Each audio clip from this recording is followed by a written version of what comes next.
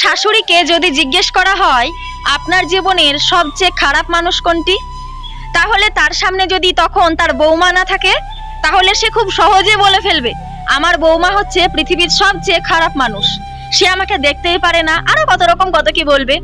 আবার যদি কোনো বৌমাকে যদি জিজ্ঞেস করা হয় তোমার লাইফে সবচেয়ে খারাপ মানুষ কোনটি, তাহলে বৌমাও সেই একই কাজ করবে। সবার প্রথমে বলবে আমার শাশুড়ি হচ্ছে আমার জীবনের সবচেয়ে দেখা খারাপ মানুষ, এর থেকে খারাপ মানুষ আমি আর কোথাও দেখিনি। অথচ কোনো একটা মেয়েকে যদি জিজ্ঞেস করা হয় তোমার জীবনের সবচেয়ে ভালো মানুষ কোনটি, তাহলে মেয়েটি খুব তাড়াতাড়ি উত্তর দেবে আমার জীবনের সবচেয়ে ভালো মানুষ হচ্ছে আমার মা।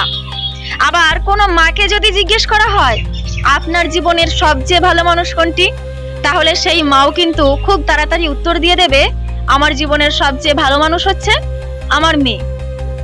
এবার আমার প্রশ্ন হচ্ছে, মায়েরা যদি মেয়ের কাছে ভালো হয় আর মেয়েরা যদি মায়ের কাছে সবসময় ভালোই হয়, তাহলে বৌমারা কেন শাশুড়ির কাছে ভালো হয় না, আর শাশুড়িরা কেন বৌমার কাছে ভালো হয় না? এই প্রশ্নের উত্তর কি কারোর কাছে আছে?